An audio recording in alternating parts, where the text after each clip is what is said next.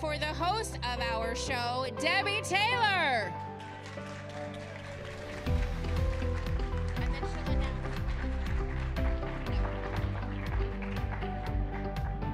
Hi, everybody. Welcome, welcome. You are going to be so thrilled at the three women that are coming here to speak to you today. First of all, give yourselves a hand, a clap, a hand of applause, because you took the initiative to be here. You took the initiative to watch the YouTube stream. How many of you sit at home and have people knocking down your door, sending you offers for jobs because you're doing nothing? Nobody, right? So you're taking the initiative, and that is so important, and that is exactly what our guests have done to get into the positions that they have today. So let's start out by talking to our guests, and then you will also be able to ask them some questions. So first of all, I want to introduce Catherine Hunter. She has spent 23 years and 8 months at ESPN as a studio director. She got her bachelor's in video and television production at Hofstra. She has a son, Calvin, who is probably watching right now. Hi, Calvin, if you're watching. Great for you to join us. And she's got 5 Emmy Awards. 5. That is amazing. 2 for SportsCenter. 2 for College Game Day, and 1 for E60. She also interned at the Maury Show with Maury Povich in Manhattan when he had his show in Manhattan. And you're all laughing, but let me tell you something. That is part of the reason that she has been so successful as a director at ESPN. So lots of good stuff to hear from Catherine. Tatum Everett is our next guest. She is an on-air talent, a content manager for the Vikings Entertainment Network. Yes, she is going to share some of her stories working for an NFL team and covering the Minnesota Vikings full-time. So lots of great stuff. She is an Emmy-nominated sportscaster with more than 14 years of experience. And much like a lot of you are going to start, she started in a smaller market before moving on to Minneapolis.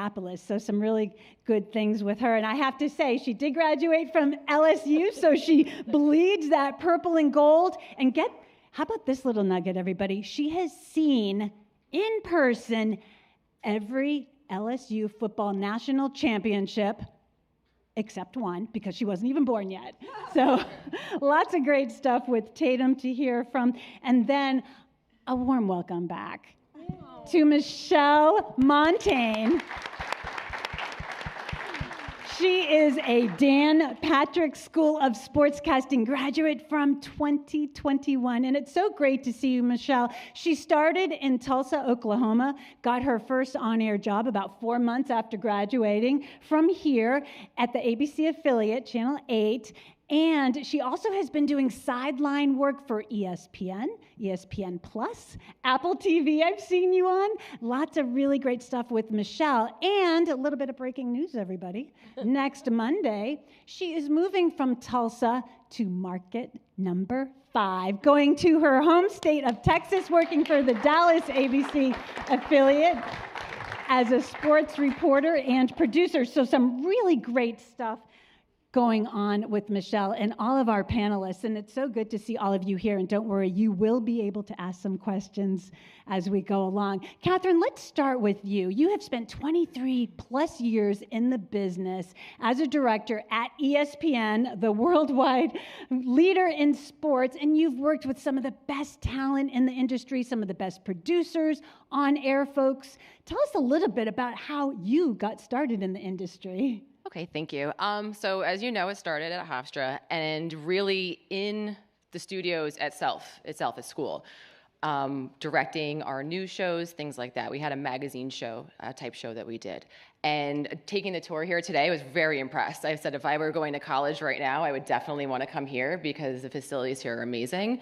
It was really taking advantage of what the school had to offer, volunteering to do things, just trying to be as super involved as possible. We had a big part in our March Madness for Hofstra, and at the time, Jay Wright was our basketball coach back then. This is how long ago this was.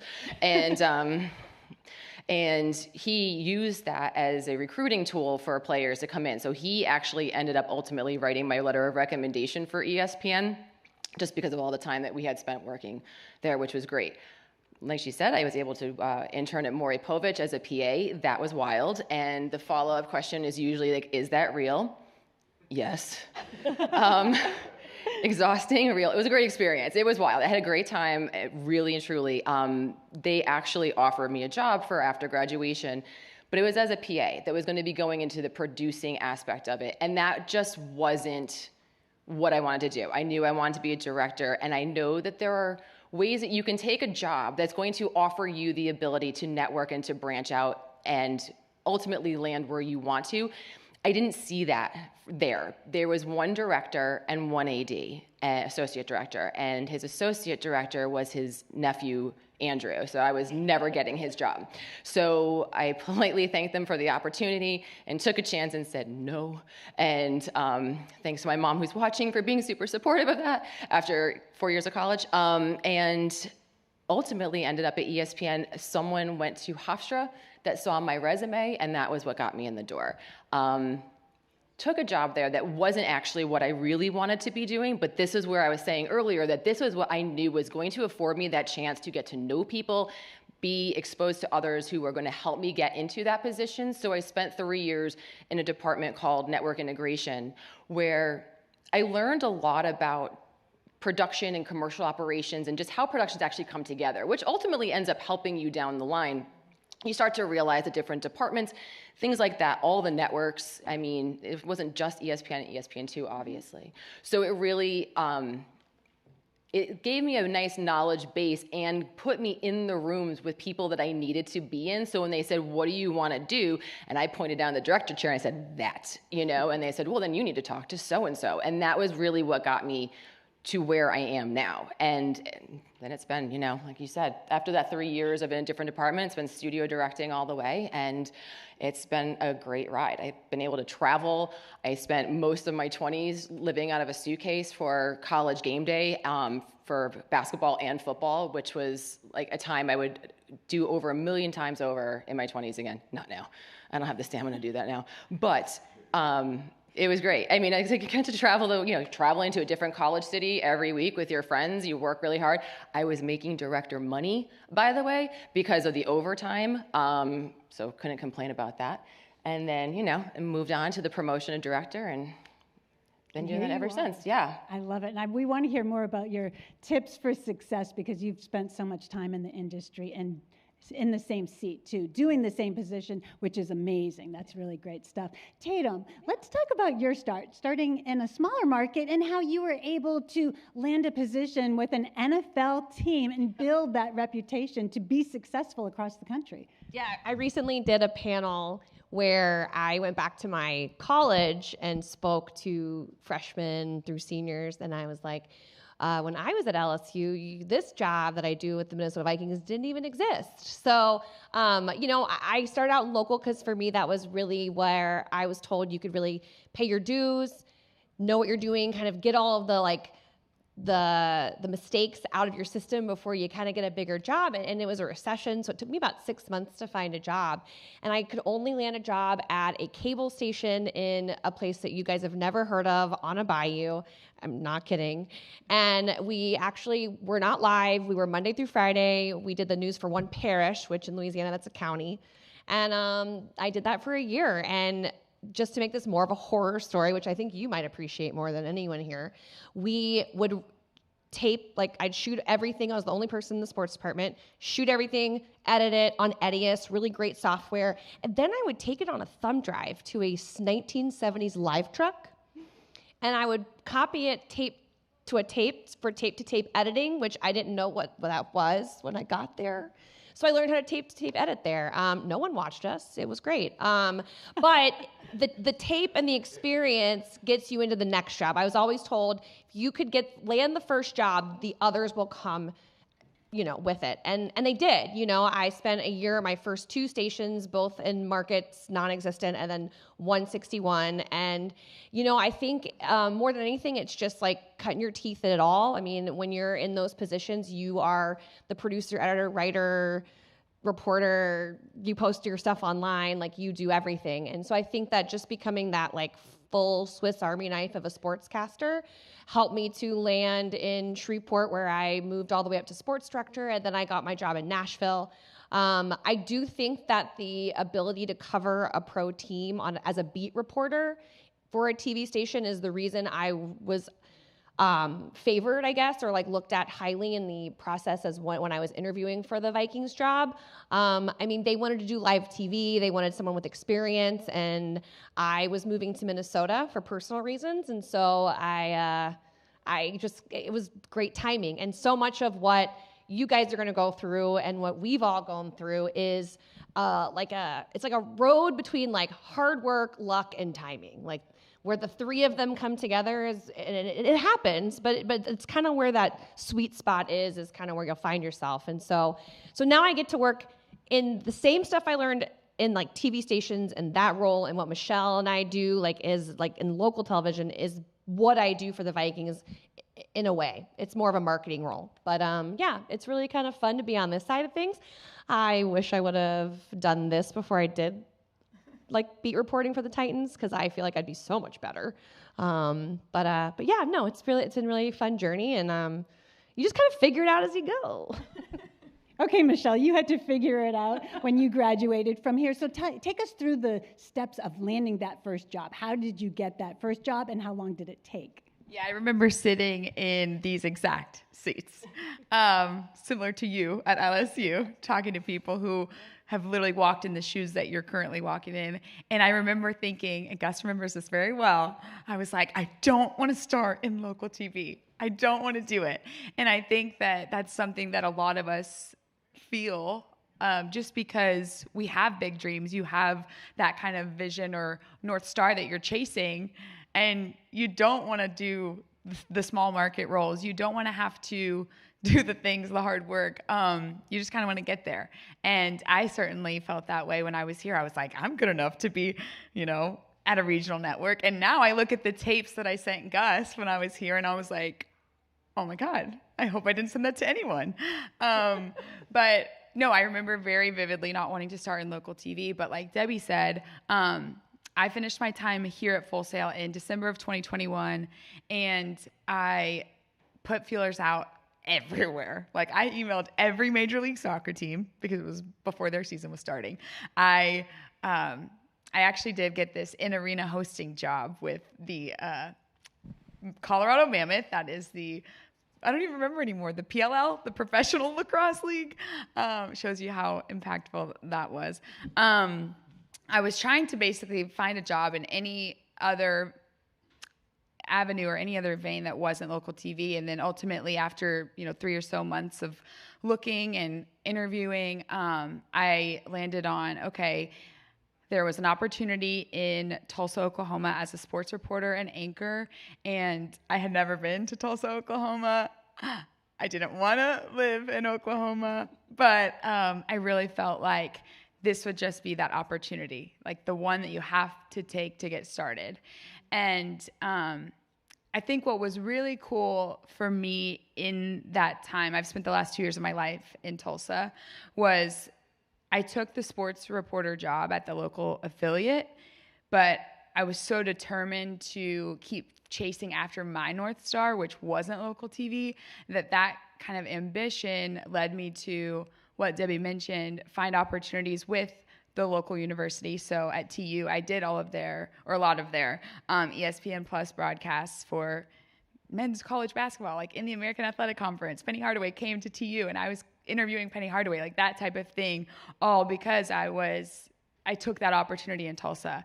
And then I also do stuff with Major League Soccer's like minor league. It's called MLS Next Pro. That was an opportunity that I actually landed because of Gus's connections. And I got it in January of 2022. So right after I finished my time here.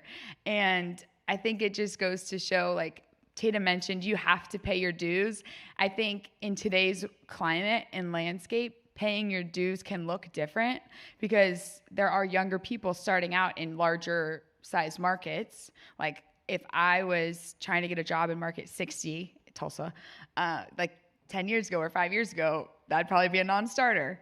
But the landscape for media is different, but you still have to pay your dues to ultimately get to where you want to go. Local sports is not my end goal, but I know I have to keep getting better.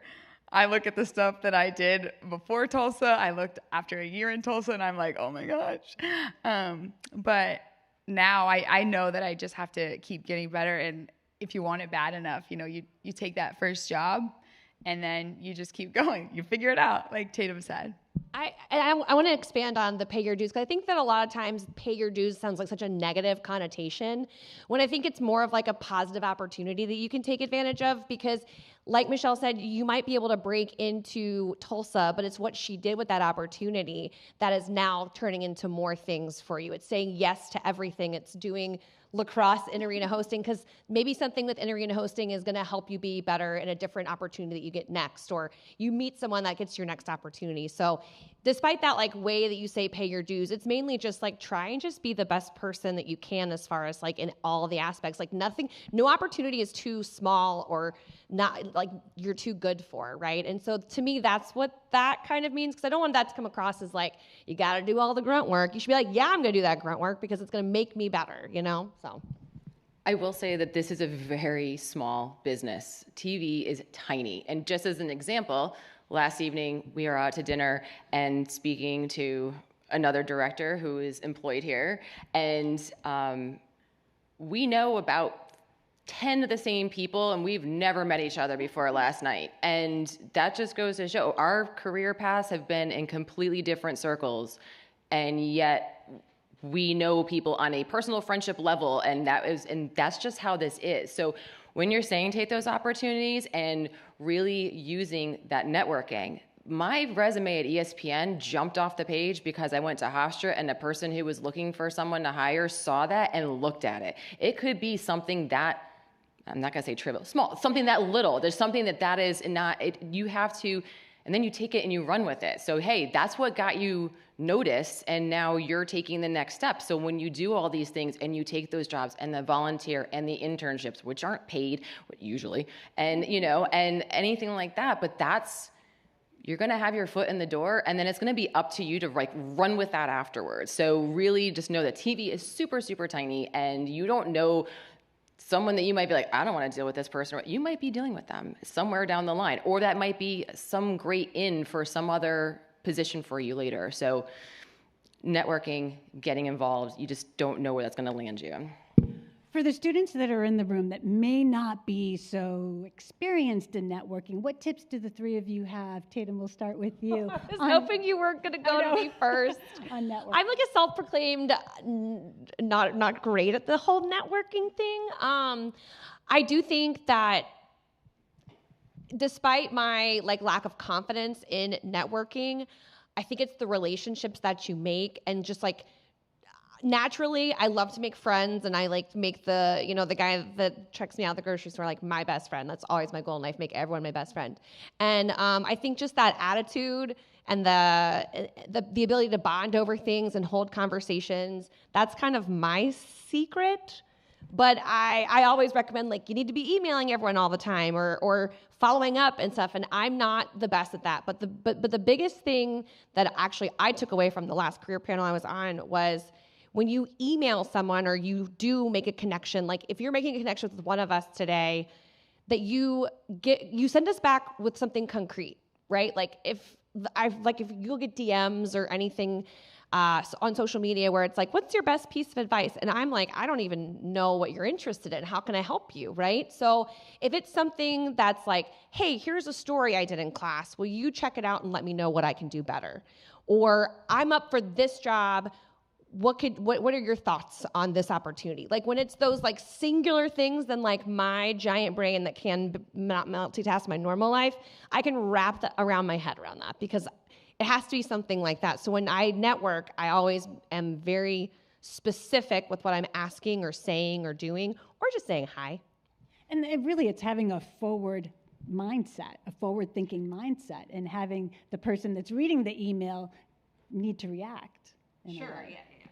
And remembering that everyone was in that position at some point. Like, I've been doing this a long time, but there was decades ago where I wasn't. And then you remember that as you're meeting other people that like, okay, you know, because eventually you're going to be that person to someone else. And you want to approach that with how you wish someone handled you when you had that connection with someone. And really, this is a business of really just being, I don't want to say extroverted because I feel like I'm an introvert,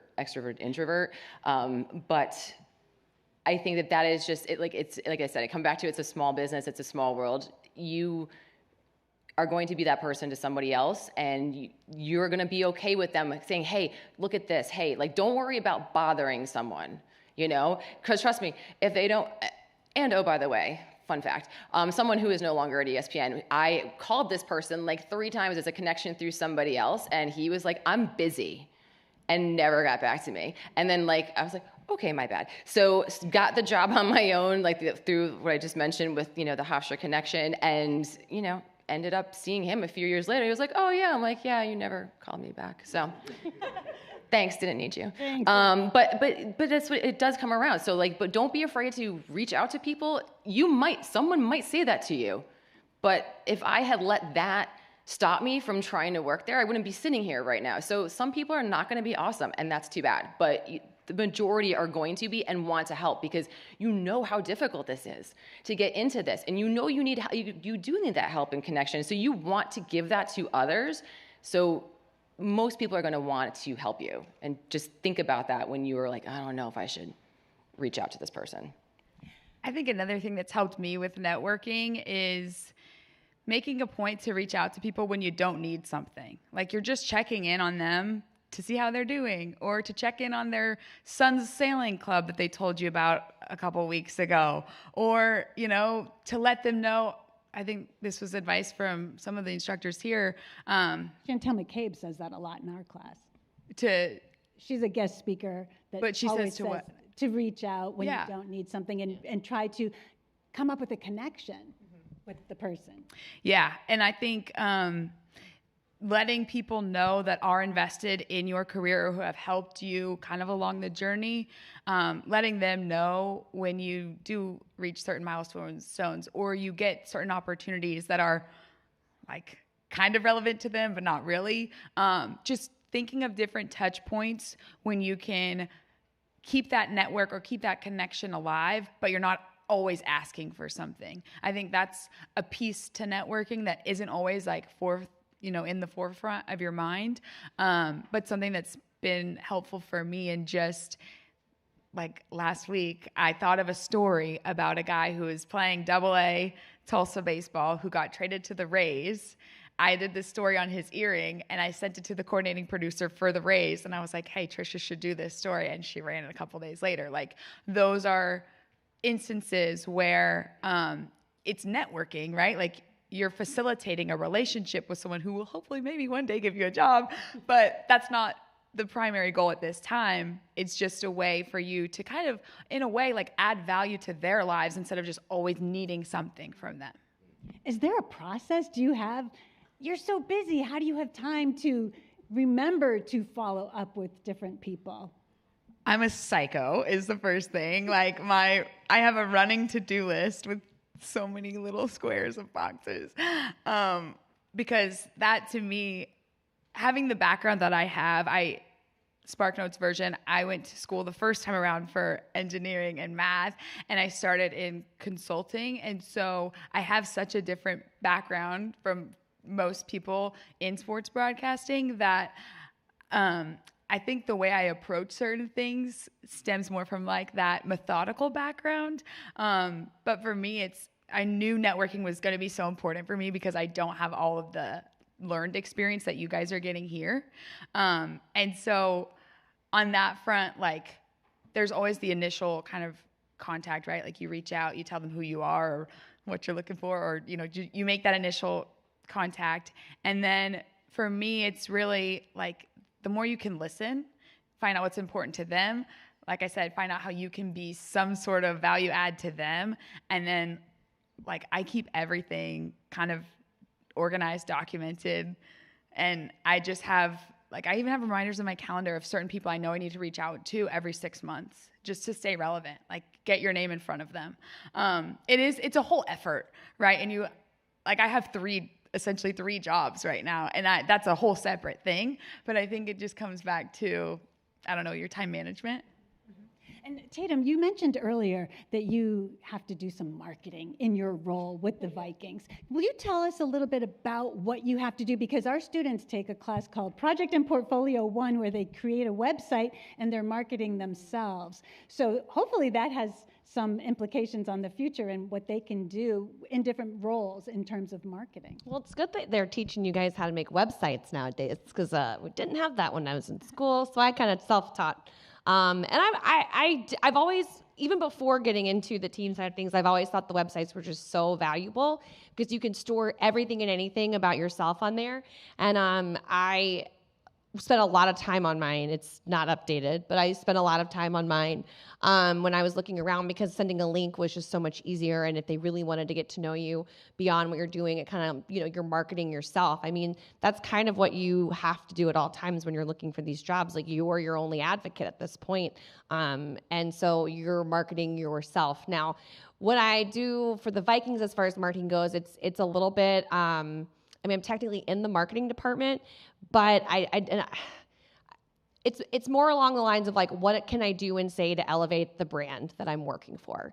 So as an on-air talent, as someone who is very forefront for what our fans are looking at as far as content, I'm very aware of the things I can say and can't say, the things I need to promote, not promote, what's on and off limits. And so therefore that becomes like a very huge part of my job, is having a good relationship with players, coaches, as well as front office and PR, public relations, because they're the ones that, they're watching my every move,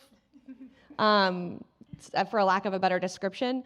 But it definitely is a little bit different than what I am normally used to, where, you could have your own opinion segments, or you can get up and be a little bit more objective in what you want to say, or about a team, or about whatever you're covering in your market. But I always say I did not get in this business to break news. That was not my motivation. I just loved, I know this is cliche, but I just love stories, and I love storytelling. And I thought, like, sports is where you can tell the most inspirational stories without getting too controversial, as far as like, I don't want to cover politics or the economy, and I'm not smart enough for that stuff either. So sports was just really good for me.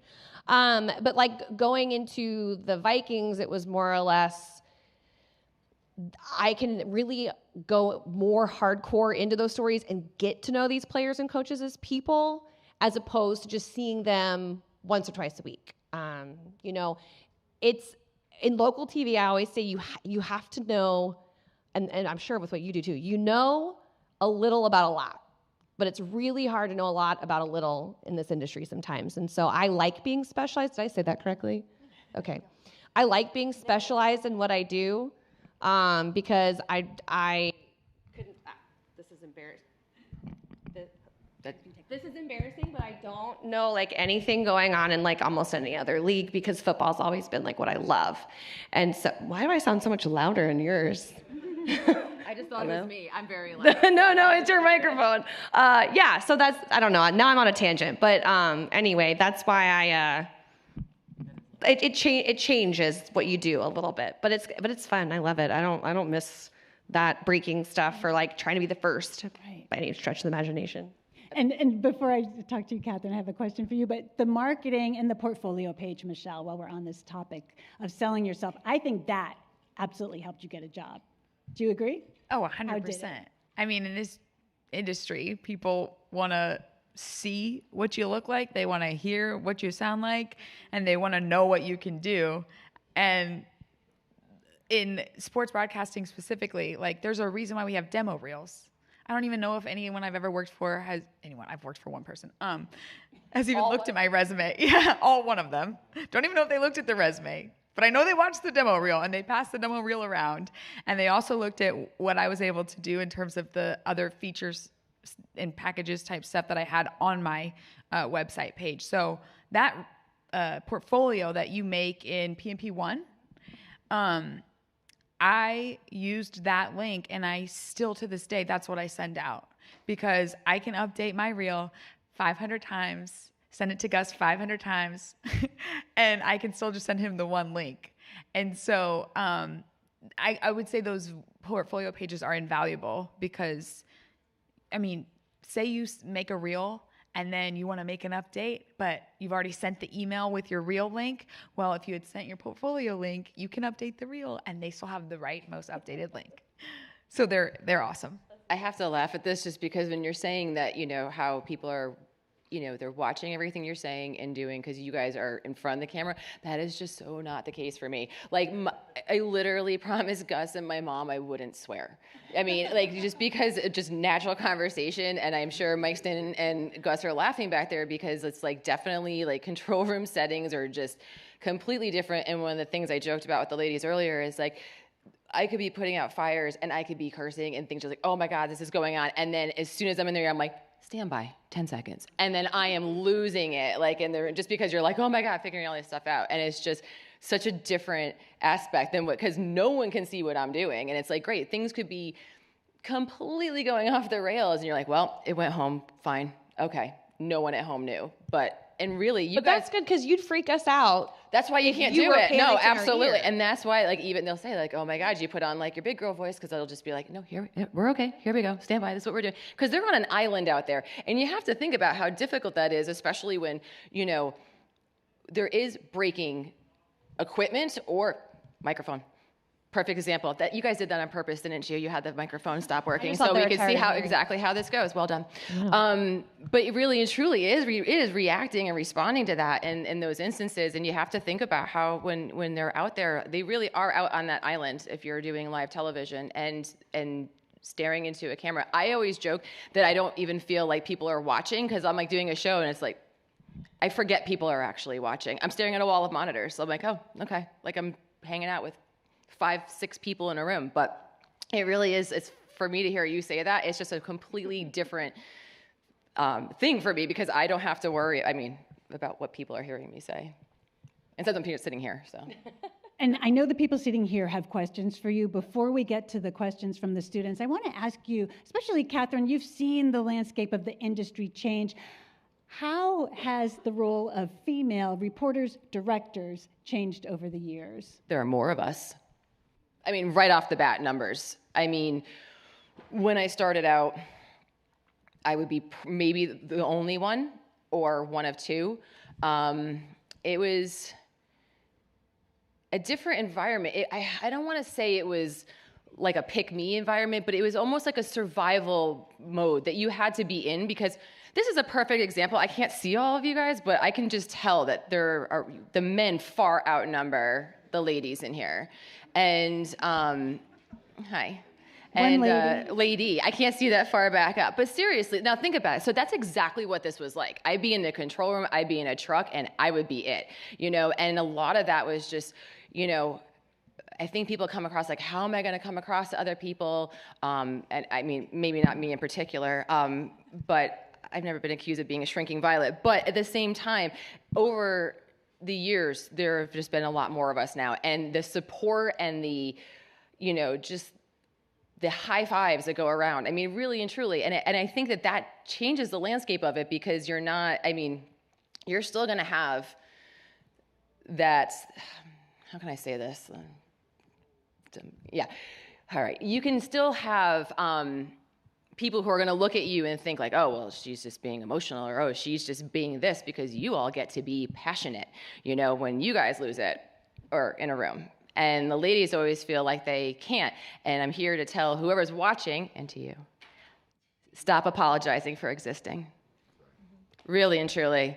So many times, like, you earned your seat at that table in that room, whether it's a boardroom, a control room, a classroom, wherever it is. And so often I hear girls go, oh, hey, sorry, hey, this may have already been said. Oh, are we kidding? Knock it off. Like, just say what you have to say. Fellas, you don't apologize for it. I know. Like, you just say what you have to say. You do. And really and truly, I have these younger ADs that come up, and they're doing live shots. They're setting up live shots, right? And they are like, oh, hey, would you mind like tilting down just, oh yeah, no, I need you to pan left. Oh, sorry, that was too, dude, stop. I need you to tilt down. I need you to pan left. Stand by. We're coming to you next. Like who are you worried about what they're thinking? And I feel like that has changed. I still see a lot of it, but really and truly, you have to stop apologizing for taking up space. You're not emotional, you're assertive. That you're doing your job. And I used to joke with them, I'm like, who are you more worried about? The live shot being annoyed with you or me because you didn't do your job? Like really and truly. That is kind of, and I will point, and listen, it's not easy to do. I still catch myself doing it sometimes, like, what? And I will say, I'm like, I didn't mean to say sorry. I'm not really sure why I just apologized for that. But sometimes it just kind of gets ingrained in you. And I really and truly think that is part of that is changing though. And that just comes with numbers. Because I think that was way more of worrying of how we're going to come across. And also with age and wisdom, I guess, is that I just don't anymore. Like I really just, I have to sometimes maybe like tone it down a little bit. But that is definitely something that I think is super important for anybody starting out and recognizing that you've earned that spot to be in there, and don't forget that. What can the men in the room do, the young up-and-coming sportscasters, to be champions for the female sportscasters? Well, I just want to be treated like everyone else, right? I mean, I feel like everyone brings a certain value. I always think of being a woman in sports as my superpower because I do think that it gives me an edge at times. I am one of two talent for the Vikings, and my counterpart is a former football player who is clearly male. And I think of myself as like, if you give me Justin Jefferson, my interview with him will be different than my interview with the interview with my coworker. We come from different backgrounds, we look different, we act different, and we are obviously just different sexes, and we've done different things with our lives. And so I always think of it as like, they're not bad interviews. Neither of them is a bad interview. They're just different. And so I do think that sometimes it's just acknowledging that, like, we're all here to do a job. I can do the job just as much as you can as much as I can. And like the equality thing, I know it seems like, a trivial thing to maybe say, but that's really all I think that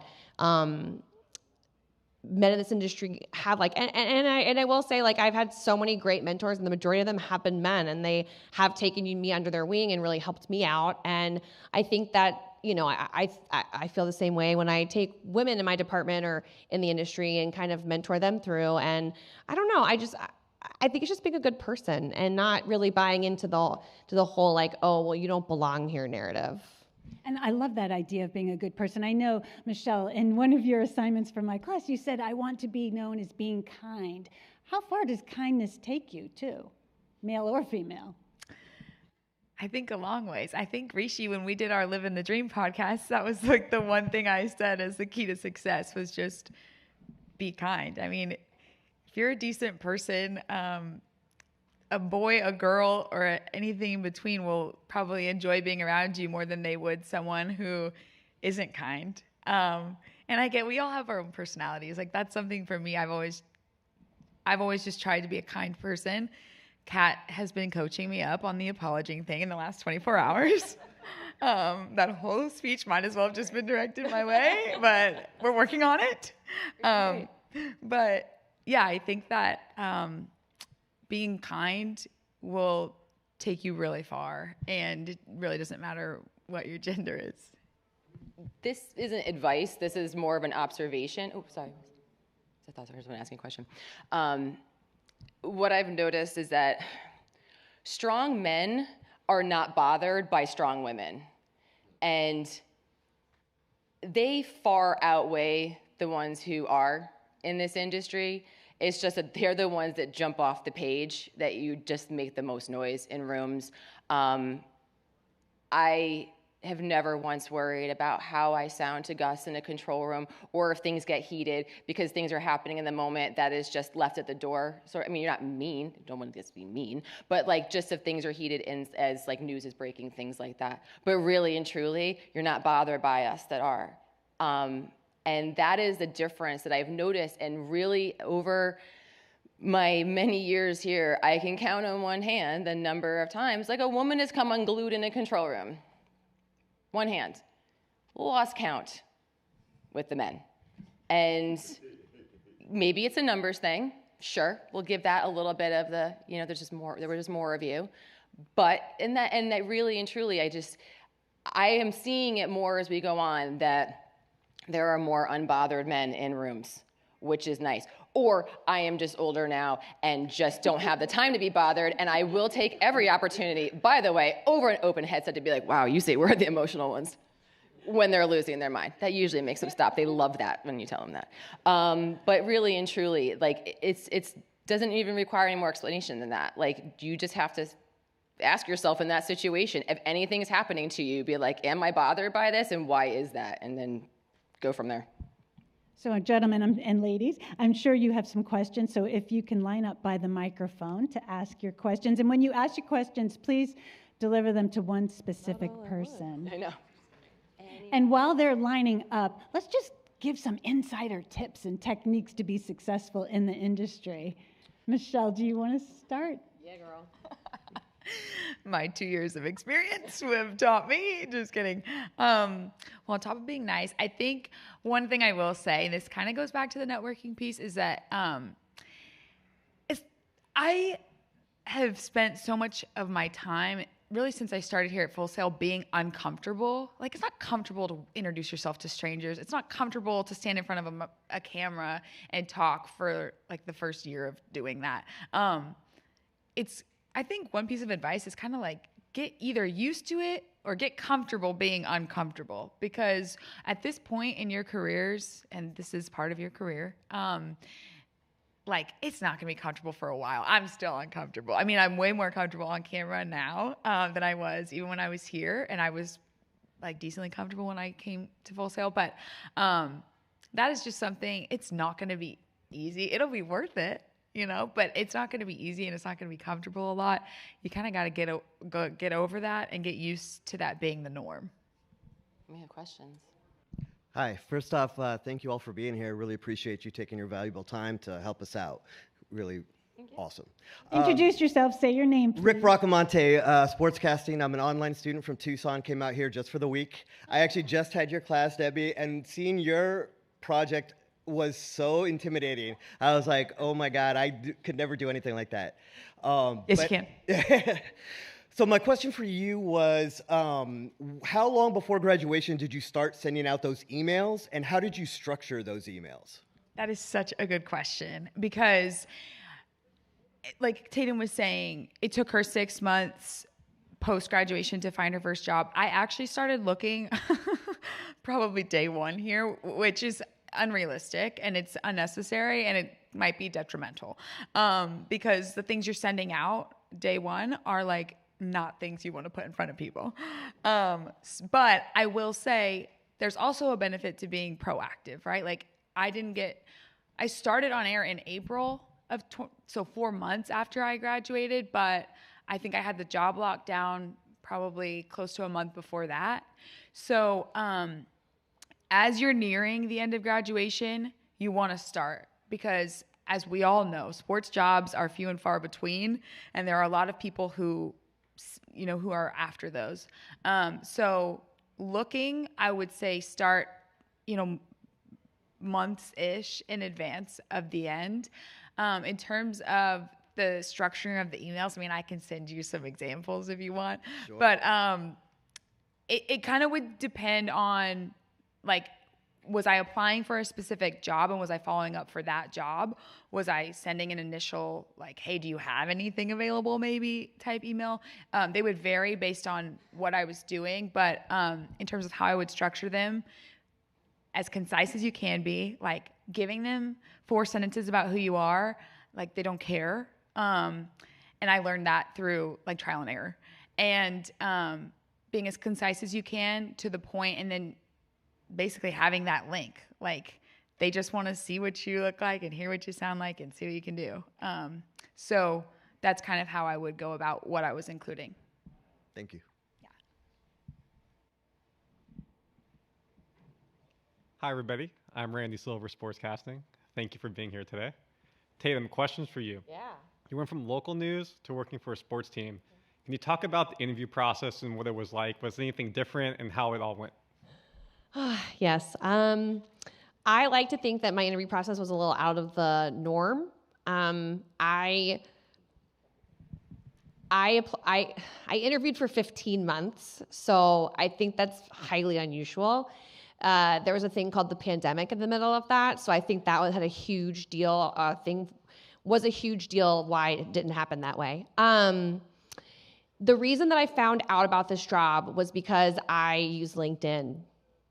It was that easy. I knew I was moving to, I don't want to get into this long story, so I apologize, but I knew that I was going to Minneapolis. So I found every news director, content manager for every sports team, every TV station, every regional network, and I sent emails and I sent my resume and I did it just like Michelle did for forever and just kept talking to those people and cultivating those relationships because I was moving there, right? And I wanted to be able to do it. Now, I had the whole 10 years of experience in my back pocket, which I think was really the thing that pushed me over the edge in the end, besides being extremely persistent. I call it respectfully persistent when I talk about networking, because it's like I'm being annoying, but it's gonna be kind and nice, right? It's respectful.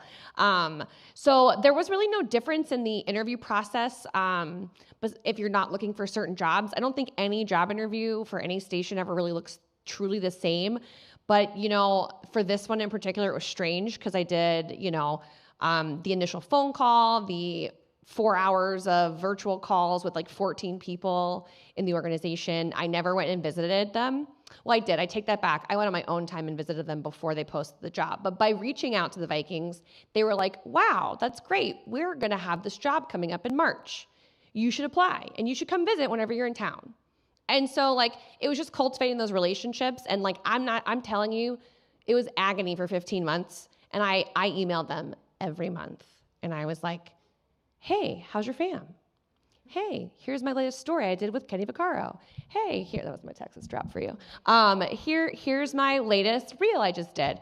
I'm coming up in town. Can we have coffee? Can we have tea? Whatever, So it was pestering and constantly being on top of things so they could never forget who I was, and they were going to hire me one day. And then 2 weeks before I moved to Minneapolis, they gave me a phone call. And so that's just kind of how my story was. And everything is so different.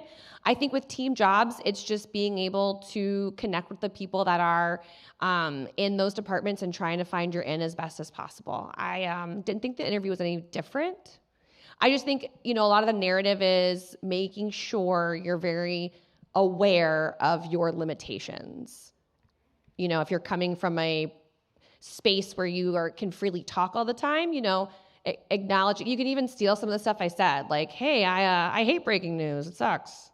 I want to tell those stories. So you can steal some of that. But I do think that helps in the end because they're looking at you as being more than just a broadcaster, because I also I emceed our business summit yesterday. It has nothing to do with broadcasting, but they use my skill set throughout. I do virtual events with players and coaches for our season ticket members or for elementary schools. I led a pep rally the other day. There are weird things that I do as well. So I think just showing that you're versatile and can do all that is helpful. Sorry, that was long-winded.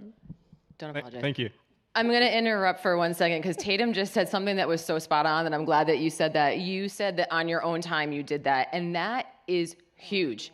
I mean, really and truly, I got the AD job at ESPN because on my own time, when I was still working in network integration for those first three years, I was sitting with ADs who I became friends with, and I would just sit and watch. Well, they had ESPN News back then, so that was just a highlight show, or I go sit in on SportsCenter. This is what I wanted, and then I would go back to the person who was in charge of hiring and say, hey, this is what I did. I sat with so-and-so. This is kind of the stuff I observed, not just being hey, I want to be an AD. It's and here's what I noticed, and here are my notes, and this is what I thought of. And then a few months would go by and be hey, sat in, did this, and same thing over and over again. That is on your own time. It's that is how you say okay, this is what they want. This is someone who's hungry for this, instead of just saying here I am, maybe give me a job. And that is completely spot on. It's a full-time job to find a job. Yeah. That's what I always say. Next question. Hello. Matthew Elliott, Sportscasting. Appreciate y'all for taking time out of your busy schedules to be here. My question was for Catherine. Now, you touched on the process of transferring into a leadership role. What were the expectations for you being a woman in that leadership role, taking control of the room and of men throughout your 23 years of experience? That's a very good question. Thank you for asking that. You're welcome. Really, in the director role, we are very used to being a captive audience, having the center of attention. You just want to be like, everyone's here to listen to me. And that's kind of a mindset going into it, regardless of the audience. But one of the things that I've noticed is in terms of a leadership position is, yes, kindness, sure. And kindness absolutely is, but the kindness is also not like treating people with kid gloves at the same time. Like, there are going to be some harsh words said. There's a difference between getting a point across and being mean. Those are two very different things, A. Accountability is huge. I'll be the first to say, like, man, that's my bad. I just effed that up. And see, I didn't swear. And really, when things are going sideways, in my leadership role, this would be the words you hear out of my mouth. All right, buddy, this is what we're going to do. And then we're doing the next thing. And that is part of that leadership role, is also building those people up, making sure, and also holding them accountable. Like, hey, you don't have to say, like, you just screwed that up royally, but afterwards be like, that's not what we're supposed to be doing. This is what we're supposed to be doing. This is how we do things. I am also a huge believer in best idea wins. Like, I don't care what's happening in a room. I don't care if a graphics person or anybody if you're on that crew and you're like, hey, what about this? If that's the best idea, my ego is not going to get in the way of that being on TV. And that is something that I think has helped, is you want people to work for you. And I don't mean work for you like a boss. You want people to work for you like, we are all together, we're doing this. And if you are treating those people, when they do bring good ideas and when they're doing a good job, hey, that was awesome, you just kicked ass, way to go. Way to go. That's acceptable. We can say that on the radio. So long. I know. PG-13, it was. 52 minutes. Good job, Kat. So thank you. Thanks. But really and truly, I think that is really the role, and just realizing that, like, everyone has their different positions they're going to be in, and mine is going to be the center of attention, because guess what? When things go wrong, guess who that falls on? Oh, by the way. So, when things are going great, high five. When they're not, like, Kat, what the hell? So really and truly, I think that that's just really it. And there is there is the holding the people accountable, and that includes yourself. And I will just tell a really quick story.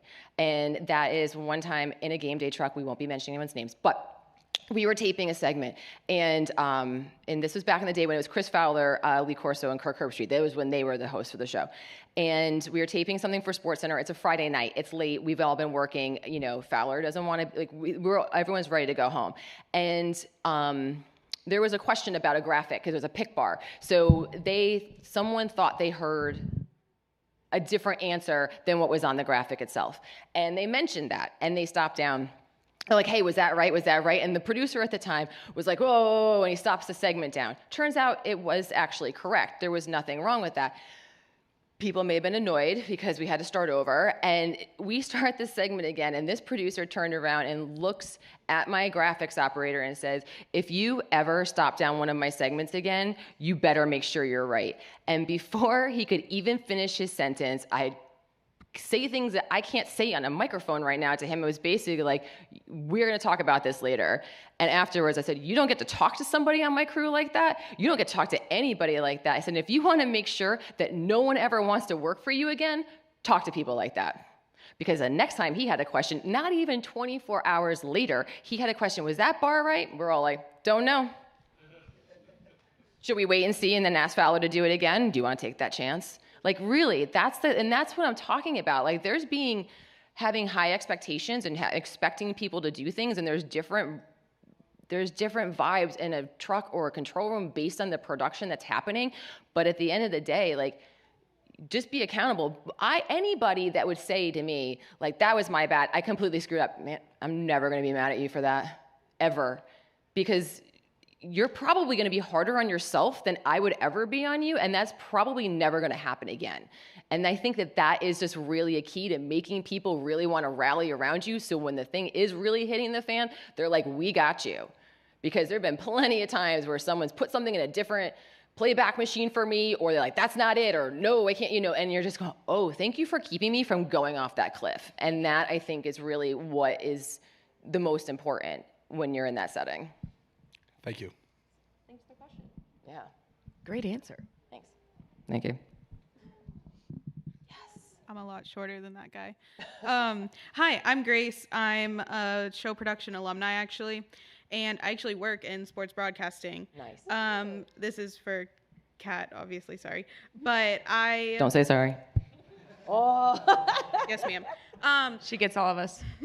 I was wondering, do you have any advice for getting a job in such a niche environment and like working place?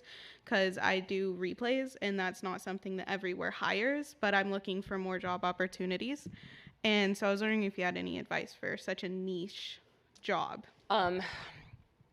Yes, I think what I was saying earlier about how sometimes you are going to have to take the job you can get to the job that you want. But the important part is like recognizing if that opportunity exists in that environment, right? So when I was saying earlier that like I was working interning for Maury and that they offered me a job and I said no because I knew it wasn't going to get me to where I want to be. So many people at ESPN I know have moved around because they get their foot in the door. There's that opportunity. They get to know the people they want. And then they say, taking your time, like, hey, that's the chair I want to be in. Do you mind if I hang out with you? Do you mind, hey, who is the person that you work for? Do you think it'd be okay if I just shoot that person an email? To say, hey, I'm Grace, here's my name, here's what I do, this is what I'm looking forward to do. And maybe that person who's in that job of hiring can now is aware that you exist. You're not just a resume on a piece of paper, but now you're a human person to them. And then that can help you get into that space. And so I think it's really important to know that if you're taking a job or a position somewhere, that it's going to afford you that opportunity within that company or within it to be able to do that. Because not all places are going to have that. But I wasn't starting off in the chair that I wanted to be in, and then I got into it. So really like your own time and, getting to know people who do the job that you want and introducing yourself and say, hey, would it be okay if I were to hang out with you sometime, because and ask them to get in touch with you like when they want to, because sometimes you're just like, oh God, I have people with me today. Like I have to be on and teaching when I just want to get through a shift and do stuff. So, but I think that that's like the best way to do it. Thank you. You're welcome. Tyreek, sportscasting alumni. Hi, Tyreek. Kat, as a director, how did you transition from going with the flow to involving your own input at a new station?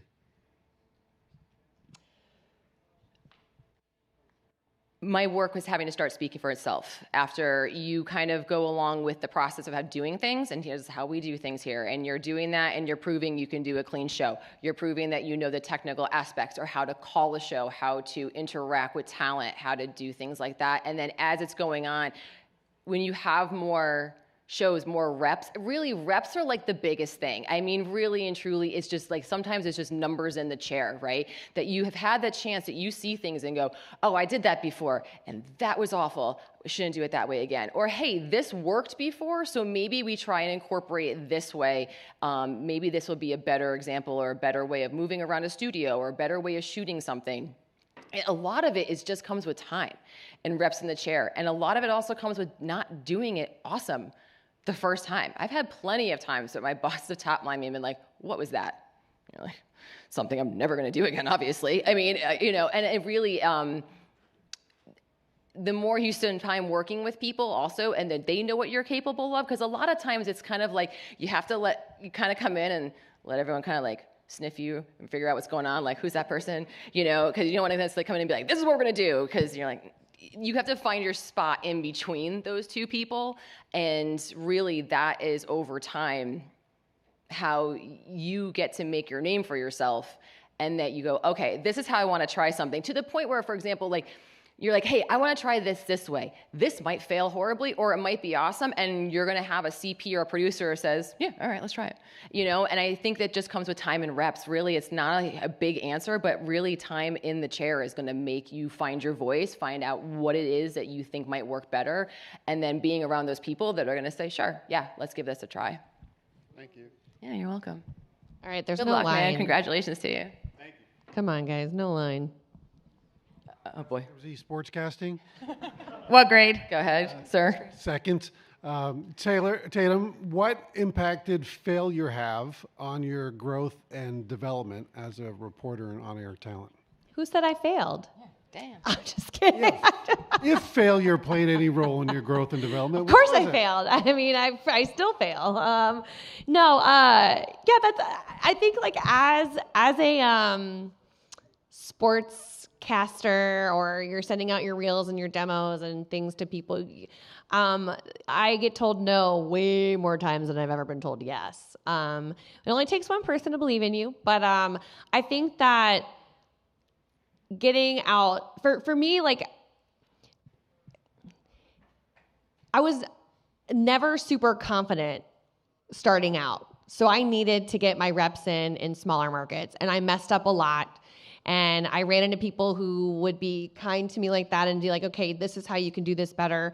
You know, for me, failing was only a learning lesson. I can't think of any particularly terrible failure in like one specific instance. I guess for me, self-internalizing so much of hearing a no was always a failure. But, you know, now that age and wisdom, as Kat said, has kind of happened over the years, like every no has made sense, because I wouldn't be where I am personally and professionally if I had never gotten those no's or those yeses. Like if I told you my complete life story, you'd be like, oh, that is, again, hard work, luck, timing, like all in one.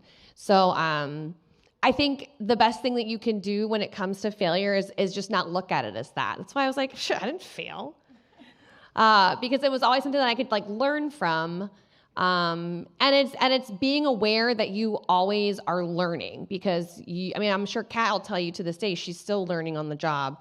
You know, things are always ever changing in our industry, and I am not perfect on air by any means, but I get up every time and try my hardest and become the most prepared and write my scripts out and know my talking points. And, you know, like if Michelle and I did a broadcast, I'm going to work my hardest to know the material better than Michelle does. You know, no offense to her or whoever I'm working with, but like that's just my personal motivation in those things, is that I'm going to outwork, out-prepare, and out-knowledge whoever it is on air or whatever I'm doing, because then I'm the most confident and most prepared. But that's the way that I approach things. And that's actually how I met Gus, because Gus was my first talent coach outside of, I was 5 or 6 years already in the business, and I was like, you know what, I could use a talent coach. And so I just think being self-aware that there are people that can help you, even though you went to school for this or you're graduated and you're in the industry and you can still learn. I think that's kind of one of my keys to success, is that I've never thought I'm amazing at that. I just think I'm like good enough to get by, and then I just try my best to keep getting better.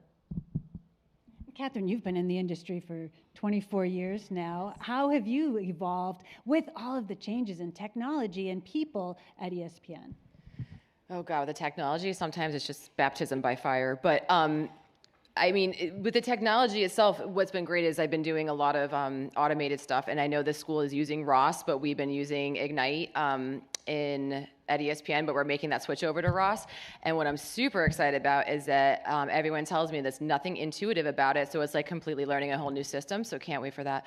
But really, it's, you know, I've always kind of looked at it as like, okay, there's gonna be like 2 weeks of this is terrifying, I'm gonna make mistakes, this is gonna happen, and then all of a sudden I'm gonna find a rhythm to it. Like that's what I was saying earlier, is that like reps really do get you into that. And this is also like, you have to keep up with the technology, or else it's like, you're gonna be booted out of the business because you're not gonna be able to keep up with everything. I mean, a lot of our stuff isn't even conventional anymore. And so therefore I am the director, the TD, the A1, the play out, and sometimes the AD when they don't give me one. So, you know, you're kind of like a one-man band, and really, you know, you find it's silly, but you do find your way to do it. Like you have to just go watch, you have to go observe, you have to just kind of keep up with the changes, or else, you know, then you're left behind. Well, and that's the great thing. You are all attending a school that has the greatest technology, and it's emerging technology. You're always learning and growing, and that's a wonderful thing. Did I see that right, that we are out of time? We are out of time, everybody. So I want to say a huge thank you to Catherine Hunter, Tatum Everett, Michelle Montaine, and all of you. So go out there, take their advice, take the initiative, and we'll see you next time. Thank you guys. Thank you guys. Thank you.